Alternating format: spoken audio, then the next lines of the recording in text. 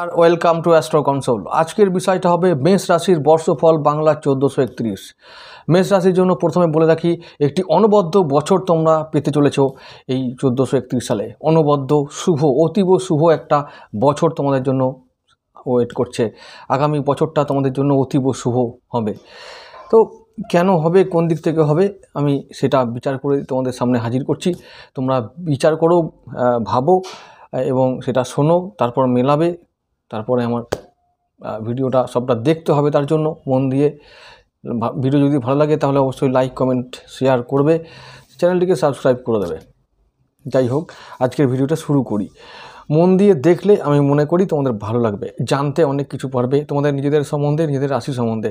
আর রাশি সম্বন্ধে জানলে তোমরা কি করবে, একটুখানি সতর্ক হবে, সাবধান হবে। কোন কোন বিষয়ে সাবধান হলে বছরটা আরও ভালো করা যায়, জীবনটাকে আরও সহজ করা যায়, এই বিষয়গুলো বুঝতে পারবে। বাস এটাই আমি বলবো যে মন দিয়ে শোনো।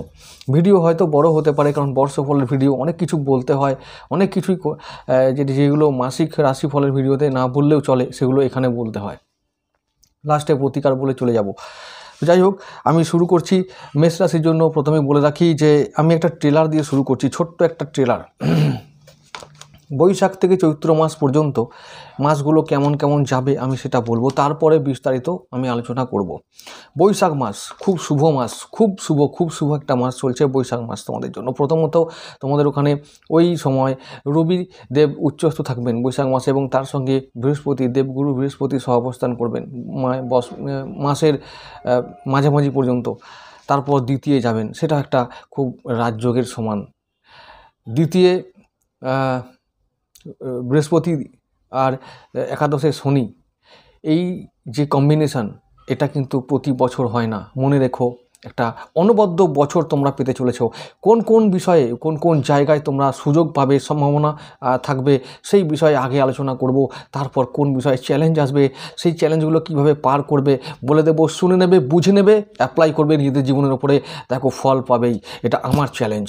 যাই হোক, এবার শুরু করি। বৈশাখ মাস খুব শুভ মাস, জ্যৈষ্ঠ মাস খুব শুভ মাস, আষাঢ় মাস শুভ মাস।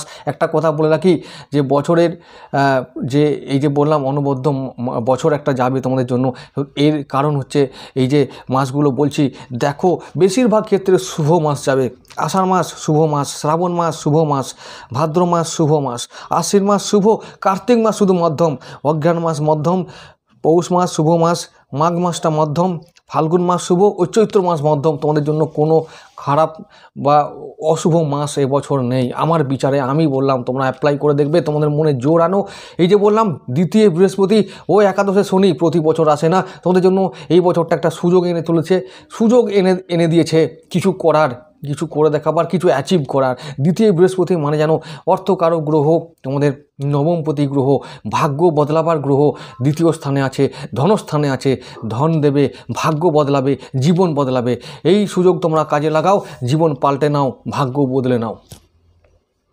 তো যাই হোক, এ হলো মেষ রাশি। মেষ রাশির জন্য আরও অনেক অপরচুনিটি আছে এবছর, আমি সেগুলো এক এক করে বলে যাব, তোমরা সবাই শুনে নেবে। শুধু অ্যাপ্লাই করো আর দেখে নাও জীবন কেমন যায় এই বছর। দাম্পত্য জীবন তোমাদের জন্য বলবো, দাম্পত্য জীবন এবছরে অতি শুভ একটা বছর আসছে, যে বছর দাম্পত্য জীবন অন্যান্য বছরের তুলনায় অনেক শুভ ফল আনবে তোমাদের জীবনে। আর্থিক জীবন খুব শুভ ফল আনবে, খুব শুভ ফল আনবে। নবমপতি দেবগুরু বৃহস্পতি দ্বিতীয় স্থানে থাকবে শুক্রের রাশিতে, এবং যে নক্ষত্রগুলোর ঘরে থাকবে, যে নক্ষত্রে থাকবে সেগুলো তোমাদের মিত্র নক্ষত্র। মেষ রাশির অধিপতি মঙ্গলদেব, তোমাদের মনে থাকা দরকার যে মেষ রাশি চর রাশি, রাশির অধিপতি মঙ্গলদেব অগ্নিকারক গ্রহ, যোদ্ধা, সেনাপতি। তিনি বীর বিক্রমী একজন সেনাপতি, দেব সেনাপতি। তো আর তার বিক্রম কেমন থাকবে, তার তেজ কেমন থাকবে তোমরা সবাই জানো। তো গ্রহদের সেনাপতি তিনি। বছরের প্রথমেই তার ঘরে রাজা আসেন এবং তাকে যা বল ঐশ্বর্য দেবার দিয়ে চলে যান। তার ঘরে রাজা উচ্চস্থ থাকেন, শনি ওখানে নিচু থাকেন, কারণ শনি দাসেদের প্রতিনিধিত্ব করে। যেখানে রাজা থাকে উঁচু আসনে, সেখানে দাসেরা নিচু আসন থাকবেই, এটা স্বাভাবিক। যাই হোক, শনির কথা পরে বলছি, আগে আমি বলে নিই যে মঙ্গলদেবের কথা। মঙ্গলদেব চর রাশি, মেষ রাশি চর রাশির এবং অগ্নি রাশি, পুরুষ রাশি, ক্ষত্রিয় রাশি, তেজোদ্দীপ্ত রাশি, বলবীর্যের রাশি, ঐশ্বর্যের রাশি, সম্পদের রাশি। বল থাকলে সম্পদ আসে, এটাই হলো আসল কথা। এখনকার যুগে, কলিযুগে বলই সম্পদ। যার জোর আছে তার সব আছে, এটাই নিয়ম। বীরভোগ্যা বসুন্ধরা, এই কথাটা এই ক্ষেত্রে খুব বেশি অ্যাপ্লিকেবল, প্রযোজ্য। যাই হোক, এবার বলছি মঙ্গলদেব বছরের বেশি সময়, অনেকটা সময় ধরে গুরুদেবের সঙ্গে থাকবেন, রবির সঙ্গে থাকবেন। এটা একটা বড় পজিটিভ দিক তোমাদের জন্য। লগ্নপতি বা রাশিপতি যখন স্ট্রং থাকে, খুব শক্তপোক্ত জায়গায় থাকে, প্রভাবশালী জায়গা থাকে, তখন জীবনে অনেক কিছু ভালো বা শুভ ঘটনা ঘটতে শুরু করে। বৃহস্পতি নবমপতি, মানে ভাগ্যপতি দেবগুরু বৃহস্পতি আমাদের দ্বিতীয় স্থানে থাকবে মিত্র নক্ষত্রগুলোতে। কি না, কৃত্তিকা, রোহিণী ও মৃগশিরা, রবি, চন্দ্র ও মঙ্গল, এই তিনটে মিত্র গ্রহের নক্ষত্রে থাকার কারণে গুরুদেব অতীব শুভ ফল আনবে তোমাদের জন্য। অর্থাৎ আর্থিকভাব শুভ হবে। অর্থ থাকলে, বলবীর্য থাকলে আবার কি ভাগ্য পরিবর্তনে আর কি লাগে। যাই হোক, আর্থিক জীবন খুব শুভ যাবে, শরীর স্বাস্থ্য খুব ভালো যাবে। কারণ ওই যে বললাম, লগ্নপতি যখন স্ট্রং থাকবে তখন শরীর স্বাস্থ্য নিয়ে আর তো কোনো চিন্তার কোনো কারণ নেই। কর্মজীবন, দশমপতি আছেন একাদশে, কর্ম অ্যাচিভ করো, কর্ম করে যাও, ফল পাওয়ার জন্য চিন্তা করতে হবে না। একাদশপতি একাদশে আছেন এখন শনিদেব একাদশেই আছেন, তো কিছু দেবার জন্য আছেন। অনেক দিন পরে তোমাদেরকে দেবেন, অনেক দিন পর তোমাদেরকে রেজাল্ট দেবেন। আর 1 বছর থাকবেন শনিদেব ওই জায়গাটায়, তোমাদের কুম্ভ রাশিতে একাদশভাবে। তো এবার কিছু করে নাও, কিছু করে দেখাও, নিপাট সৎ কাজ করো, কোনো ফাঁকি না দিয়ে কাজ করো, ফলের আশা করো না। ফল তো পাবেই, নিশ্চিত পাবে, যা চেয়েছো তার থেকে বেশি পাবে, এটা আমার গ্যারান্টি রইল। মেষ রাশির জন্য এবছর একটা অনবদ্য বছর আনছে শুধু শনিদেব আর গুরুদেব, বা সেটা মনে রেখো। এবং তারপর তার সঙ্গে সাথ দেবেন অবশ্যই মঙ্গলদেব এবং রবিদেব, সেনাপতি ও রাজা থাকবেন সঙ্গে। সমস্ত ফলকে একদম ফলীভূত করার জন্য তারা রেডি থাকবেন, সবসময় তোমাদের জন্য তৎপর থাকবেন তারা। নতুন কর্ম লাভ করবে, কি বললাম, নতুন কর্ম লাভ করবে। কর্মজীবন খুব শুভ হবে, একটু হার্ডওয়ার্ক করতে হবে, কর্মজীবনে একটু চ্যালেঞ্জ আসবে, কিন্তু বাধা সাময়িক থাকলেও তোমরা কাটিয়ে উঠতে পারবে খুব সহজেই। প্রথম দিকে, মাসের প্রথম দিকটা, বছরের প্রথম দিকটা, জ্যৈষ্ঠ মাসে একটু অঙ্গার দোষের একটু সম্ভাবনা আছে। সেই সময় বলবো যে শরীর স্বাস্থ্য নিয়ে একটু সাবধান থাকো, একটু সাবধান থাকতে হবে। কারণ সেই সময় মঙ্গলদেব রাহুর সঙ্গে থাকবেন, অঙ্গার দোষ তৈরি করবেন। তো একটু শরীর স্বাস্থ্য নিয়ে, বিশেষ করে যদি সিজনাল ডিসিজগুলো যারা ভোগো, এবং যারা ঠান্ডা গরমের রোগে ভোগো, সর্দি কাশি যারা রোগে ভোগো, তাদের জন্য একটু আমি বলবো সাবধান থাকতে হবে। সানস্ট্রোক যাদের প্রবণতা আছে তাদের জন্য বলবো একটু সাবধান থাকতে হবে। এছাড়া বাকি বছরের যে অন্যান্য মাসগুলো আছে, শরীর স্বাস্থ্য নিয়ে তেমন কোনো ভাবার কোনো কারণ কিছু নেই।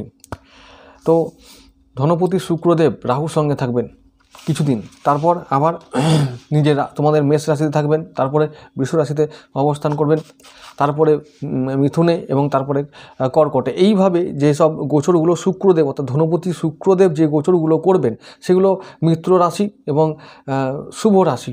তাই আমি মনে করি ধনভাব তোমাদের বেশিরভাগ সময়, বছরের বেশিরভাগ সময়টা শুভ থাকবে।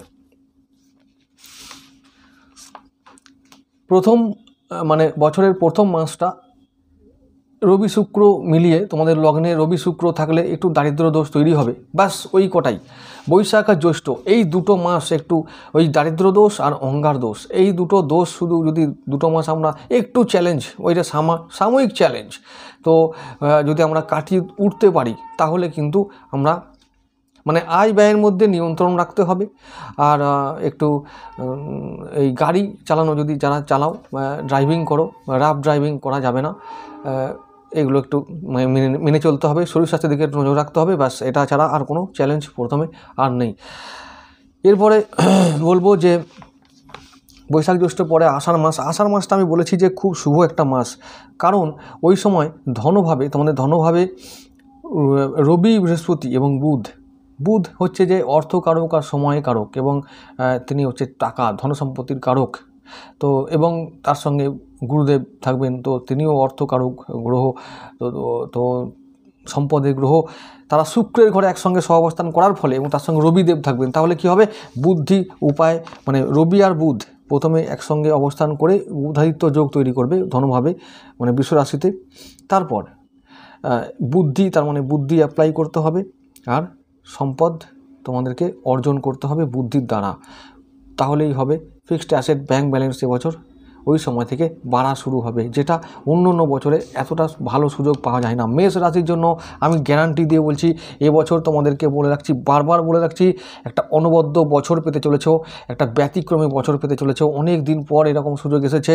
আমার চ্যালেঞ্জ রইল, তোমরা দেখবে বছরের শেষে সবটা মিলিয়ে আমাকে বলবে তখন, ঠিক আছে? না হলে এটা আমার চ্যালেঞ্জ।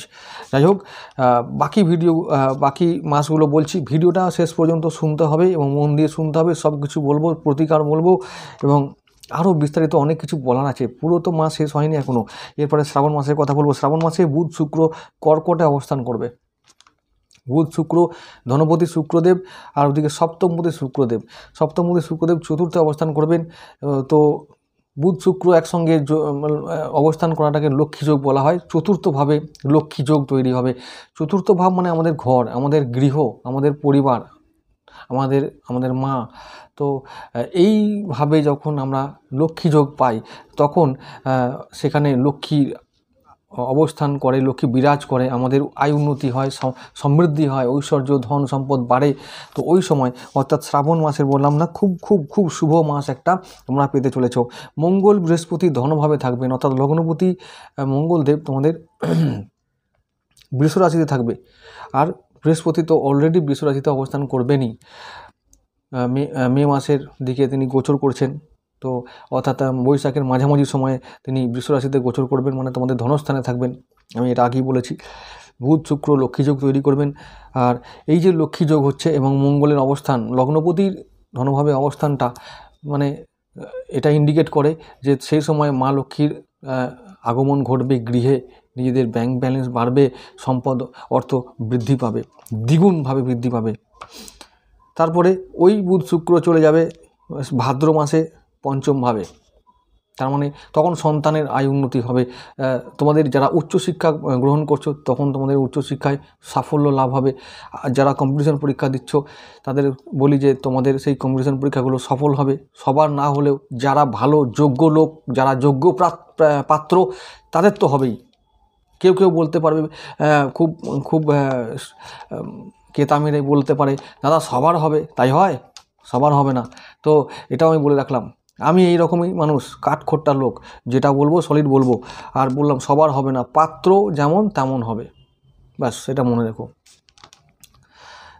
যে চেষ্টা করবে, বেশি চেষ্টা করবে, এই পরীক্ষাগুলো তো আর সবার জন্য নয় যে সবাই দেবে আর হয়ে যাবে, হয় নাকি? তাই যাই হোক, যারা এরকম পরীক্ষা দিচ্ছ তাদের বলবো যে সফল হবার যোগ খুব বেশি থাকবে, 90% থাকবে।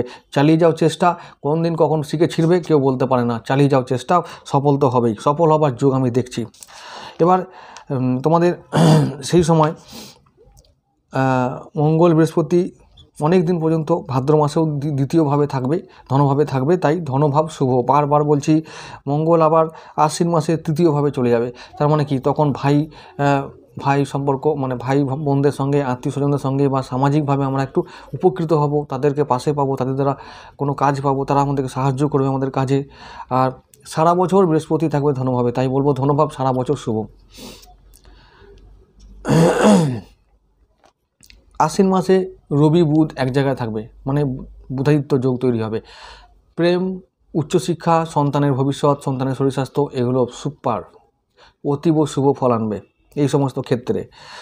দ্বাদশে রাহু সবসময় থাকবে। দ্বাদশে রাহু সবসময় থাকার কারণ মানে হলো এটাই যে একটু ব্যয়কে নিয়ন্ত্রণ করতে হবে, আয় ব্যয়ের মধ্যে নিয়ন্ত্রণ রাখতে হবে। ভ্রমণের সুযোগ আসবে, পায়ের তলায় সরষে বা তীর্থ ভ্রমণের সুযোগ আসতে পারে। এইগুলো থেকে এগুলো হবে খুব ভালো একটা অপরচুনিটি, এগুলো এলে তোমরা অবশ্যই যাবে। কার্তিক, অঘ্রাণ, পৌষ, মাঘ, এই 4 মাস গুরুদেব বক্রী থাকবেন। এই সময়কালে তোমাদের ধনভাবে শুভ ফল আস্তে আস্তে হবে, কিন্তু যেহেতু গুরুদেব বক্রী থাকবেন তাই তোমাদের ধনভাব সম্বন্ধে একটু ক্রাইসিস থাকবে, সতর্ক হবার দিক থাকবে, সতর্ক হবার একটু সুযোগ থাকবে বা মানে থাকতে হবে। এটা কারণ গুরুদেব বক্রী হলে তোমাদের লগ্নভাবের ফল দেবে, তখন তোমাদেরকে বলবে যে এবার ইনকাম সম্বন্ধে, ফিক্সড অ্যাসেট সম্বন্ধে, ব্যাংক ব্যালেন্স সম্বন্ধে বা ধন সংক্রান্ত বিষয় সম্বন্ধে যেসব পেন্ডিং কাজগুলো আছে সেগুলো এবার ফিনিশ করো বাপু, গুরুদেবের বার্তা হলো তখন। তাই বলছি কার্তিক, অগ্রহায়ণ, পৌষ মাঘ এই 4 মাস তোমাদের এই সমস্ত বিষয়গুলো নিয়ে ভাবতে হবে। আর ভাগ্য নির্মাণ করার জন্য ভাবতে হবে। ভাগ্য নির্মাণ করার জন্য বিশেষ করে নবমপতি যখন বক্রী হয়, তখন দ্বিতীয়ভাবে বক্রী হয়, তখন মনে রাখবে যে কিছু তো ব্যাপার থাকেই। নবমপতি মানে গুরুদেব এবং পিতা, ধর্ম, বিবেক, তীর্থস্থান, ধর্মস্থান, নিজের বিবেক, তো এই সমস্ত বিষয়ে তোমাদেরকে সতর্ক থাকতে হবে। হয়তো অনেক এরকমও হতে পারে যে এমন ধনসম্পত্তি আসছে যে বিবেককে হারিয়ে ফেললাম, তো তখনই কিন্তু পরবর্তীকালে বিপদ আসতে পারে। কারণ তোমাদের মনে রাখতে হবে সবসময় যে শনিদেব তোমাদের রাশির ওপরে সর্বদা নীচ দৃষ্টি রাখছে, তৃতীয় দৃষ্টি রাখছে। তাই তোমাদেরকে সতর্ক থাকতেই হবে, কিন্তু এটা মনে রেখো, না হলে ওই দণ্ডদাতা তোমাদের রাশিতে 5 বছর পর এসে তোমাদেরকে আচ্ছা করে ধোলাই দেবে। তাই সাবধান থাকো। নীচ দৃষ্টি রাখছে, তৃতীয় দৃষ্টি রাখছে, তিনি রাখছেন কিন্তু। তাই বলছি এবছর যেমন ধনসম্পদ কামানোর সুযোগ আছে, তেমনি মাথা খারাপ হবার সুযোগ আছে, তাই সাবধান। যাই হোক, এবার আসছি মাঘ মাস তো হয়ে গেল। মাঘ মাসটা আমি বলেছি এমনিতে শুভ মাস, এগুলো সব শুভ মাস, কিন্তু শুভ মাস না অশুভ মাস সেটা তোমাদের উপর ডিপেন্ড করছে। ধনসম্পদ যে ইনকাম করলেই যে শুভ হবে এমন কোনো মানে নেই, কিন্তু ওই দ্বাদশে রাহু আবার বিবেক বুদ্ধি হরণ করে ওই পথে যে পথে আনবে টাকা সে পথে নিয়ে চলে যাওয়ার ব্যবস্থাও করে দেবে। তাই সাবধান, শনিদেব দৃষ্টি রাখছেন, এটা মনে রাখবে সব সময়। সতর্ক থাকবে, সৎ পথে থাকবে, ধর্ম পথে থাকবে, ব্যাস, আর কাউকে কোনোদিন ভয় করতে হবে না। শনি ডাইয়া বলো, শনি সাড়ে বলো, ওসব ভয় পাওয়ার কোনো কারণ নাই, কোনো দিন করবেও না। এবার আসছি ফাল্গুন মাসের ব্যাপারে। ফাল্গুন মাসটা না তোমাদের রাশিপতি মঙ্গলদেব বক্রী হবেন। তো বক্রী হলে কি হবে, আর তখন আবার ওই যে একটুখানি শরীর স্বাস্থ্য বিষয়ে নজর দিতে হবে। তাছাড়া আর এমনি এই মাসে তেমন কোনো অসুবিধা নেই। কারণ আরেকটা ব্যাপার, শুক্রদেব তোমাদের ধনপতি আর ওই যে সপ্তমপতি ওই রাহুর সঙ্গে মিলে দ্বাদশে চলে যাবে। তার মানে কি হবে, ওই যে বললাম ওই যে 4 মাসে যদি কখনো কেউ, সবাই তো নয়, তবে কোনো মানুষ মেষ রাশির খুব ইনকাম করবে, তখন তারা মনে হবে বেশ তো হলো, এবার চলো না একটু রিল্যাক্স করে আসি, করতে করতে ওই যে সময় আসবেই, রাহু শুক্র আছে, গুরু শিষ্য একসঙ্গে মানে জাহান্নামে যাওয়ার পথ তৈরি করে দেবে। কিন্তু যাবে কি না যাবে তোমাদের উপর ডিপেন্ড করবে, বাকিটা সব উপরওয়ালার ইচ্ছা। সাবধান থাকবে সেই সময়, কিন্তু ওই যে বললাম জাহান্নামে যাওয়ার 999 পথ খোলা আছে, স্বর্গে যাওয়ার পথ মাত্র একটি। আর এবার আসছি চৈত্র মাসের কথায়। শুক্র, রাহু, বুধ, এই যে আবার বললাম জাহান্নামে যাওয়ার পথটা কিন্তু 999টা, আর একটা পথ শুধু স্বর্গে যাওয়ার। চৈত্র মাসেও সেই পথ খুলে যাবে, 999টা পথ খুলে যাবে জাহান্নামে যাওয়ার। কিন্তু ওই যে বললাম জাহান্নামে মানে কি, ভয় পাওয়ার কিছু নেই, আমি এটা রূপক অর্থে বলছি। মানে হলো যে তোমাদের জন্য এটা শুভ মাস, কিন্তু এই যে বললাম মাঝে মাঝে বিবেকও হরণ হবে সেই সময়। এই যে মেষ রাশির কথা আমি বলতে গেলাম, এতক্ষণ ধরে একটাই কথা বলতে চাইলাম যে তোমাদের জন্য এবছরে minimum challenge maximum profit, minimum challenge maximum profit. আবার বলছি, তাই বলছি চ্যালেঞ্জ কিন্তু এবছর আসবে, কিন্তু সেটা সাময়িক, এবং বেশিরভাগ শুভ ফল আনার জন্য তোমাদের হয়তো মাথা খারাপও হতে পারে। তাই বলছি একটু সাবধান থেকো, বছরের শেষ দিকটা একটু মাথাটাকে ঠান্ডা রেখো। কারণ এবছর আমি যা দেখছি খুব খুব শুভ যোগ তোমরা পাবে, অনেক কিছুই পেয়ে যাবে যেটা তোমাদের আশা করোনি, আনওয়ান্টেড, মানে এগুলো একবার আনএক্সপেক্টেড গেন।